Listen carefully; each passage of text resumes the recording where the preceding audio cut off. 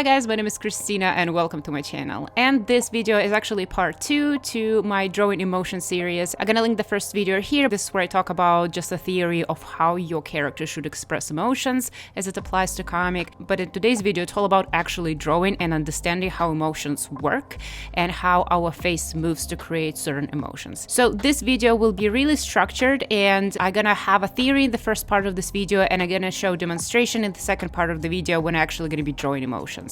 I'm gonna be using an example of this girl over here. This is a character from my comic, and using her, I will show you what muscles our face has that are responsible for our facial movements and emotions. Then I'm gonna show you where is the fat tissue is, and I'm gonna show you where muscles interact and where folds are created, as well as I'm gonna explain to you how those muscles actually work, how they contract.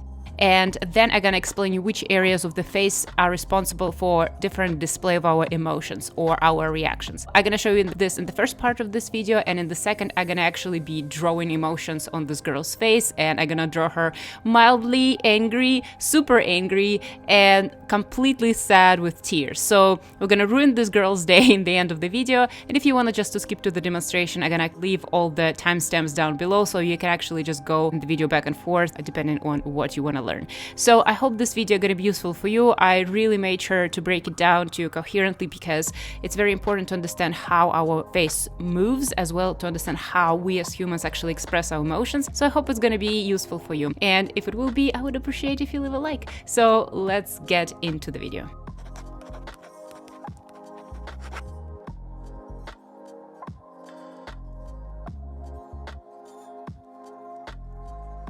So to begin with, let's break down what muscles our face actually has. So our face has several muscles, and basically the theory of anatomy for artists is a little bit different than just understanding anatomy, because anatomy is all the muscles, all the organs, all the parts of our body, while anatomy for artists is just the ones that are mostly on the surface and then the ones that can be visible. So we as artists, we are not really necessarily interested in some deep tissue, inner muscles, or some inner organs. We're only interested in the ones that make it to the surface and appear in surface in one shape or form. So let's break down the muscles on our face that are responsible to our emotions. I'm showing it to you in a very simplified way over here, but you can go and look at anatomy, but this is basically how it is, and this is my simplified version. But basically we have this round muscles around our eyes, then we have vertical muscles that go above our forehead, as well as we have those muscles kind of hugging our nose and going to the corners of our mouth. And from our temple area and from our ear area, we have muscles that connect to our mouth as well. As well, we have this round muscles, kind of the same that we have around our eyes. We have the same muscles around our mouth, and we have those tiny muscles on our chin as well. We also have muscles that are kind of underneath the mimics muscles that are responsible for our jaw opening and close. Those muscles are very important and they show up in the mimics, but they're not the main muscles that make our face express emotions. So those muscles are actually underneath the mimics muscles. So I'm drawing them still to show you, but they're not as visible when we emote. Then I want to tell you about muscles in our neck, because they're also important, as I will talk later. So we have basically several strains of muscles on our neck, and I don't know how to better to explain it. It's just, this is exactly how I draw it. This is where they are, basically. This is in a nutshell the muscle structure of our face. So how muscle work is they contract and they relax, and when they contract they shrink in size and bring together whatever the opposite ends are connected to. According to the simplified drawing that I made, you can see which muscles gonna be contracted, how, in which direction, and what they're gonna be bringing together.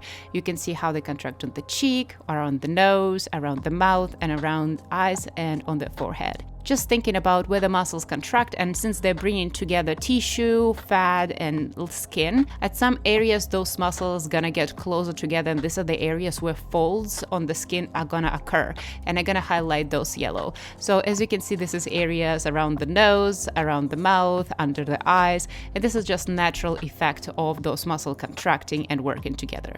Also, another thing to consider is where fat is, and why we need to consider this is that because where the fat is gonna affect how we're gonna see the muscle work. So in the areas where there is not enough fat, we're gonna actually see the muscles and we're actually gonna see its effect when it's contracting.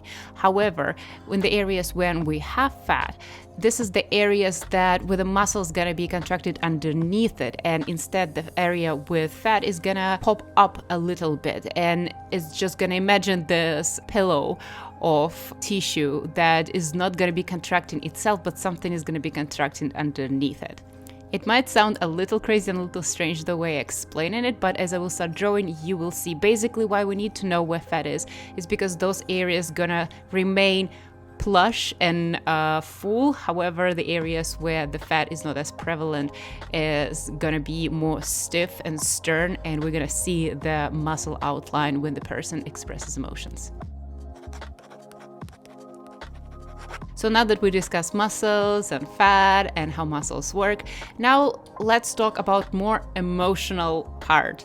So which areas are we used for which emotions and which areas express what?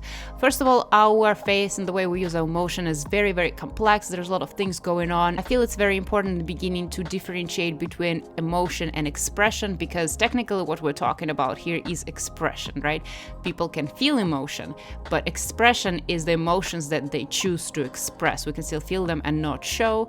We can be not aware that we're showing them, or we can consciously suppress them.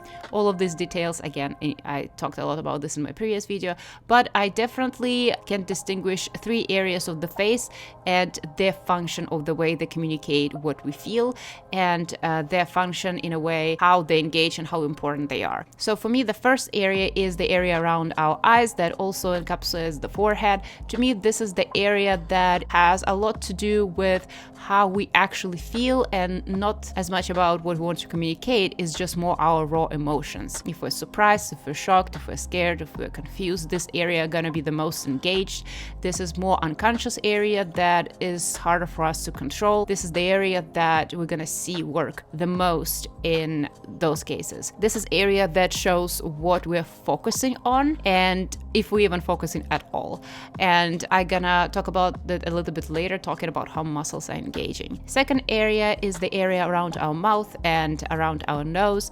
To me, I distinguish this as an area that is more reactionary and more communicative. I think it's also interesting that this is our mouth. We technically communicate with our mouth. It's not just subconscious communication, it's very conscious. We are purposely communicating with this area. And it's not just about the speech, it's about smile. If we want to communicate that we're happy, that we are not threatening, we smile. If we want to communicate that we're angry, we're going to see this area engaged a lot. We're going to be seeing snarly emotion. You're going to see in demonstration later. If we're upset in the degree that we're crying and we really want to emphasize this to people around us, you see our lower lip is really engaged, and all the muscles around our mouth is very engaged when we actually want to communicate those emotions. So to me, this area works in that particular way. At least this is what I noticed. This is just my observation. It's not a scientific facts, but to me, that's what helps me to draw emotions. And there's third area, the area around our ears, our cheeks, closer to our ears, and our neck. To me, this area is not really very nuanced. It's not really communicating specific emotions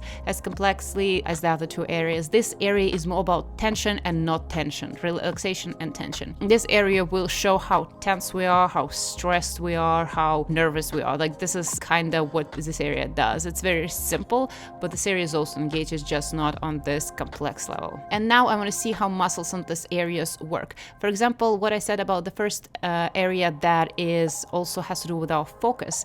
When we're surprised or shocked or looking around, you see how our muscles or around our eyes, they relax, and the muscles on our forehead tense up and open our eyes a lot, emphasizing that we're focusing on a lot of things. So if we're surprised, we're thinking about a lot of things. It's kind of like taking in emotion. So our muscles around our eyes really opening up our eyes and really stretching this area and taking it in. On the opposite, if we are, for example, example, angry or focusing on something or really thinking about something, or if we are talking to somebody and focusing on them, you will see tension around eyes. And if we're angry, and usually when we're angry, we're focusing on something we're angry about, we're focusing on our anger, it's more like focused emotion.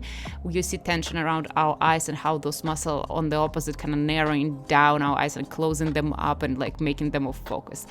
This is more meta way to explain it, but I definitely feel like this sort of thinking really helps me in my drawing. Then area around our mouth, you see how it can be stretching. If we see like a snarly, angry effect around the mouth, the muscles are stretched up to the nose.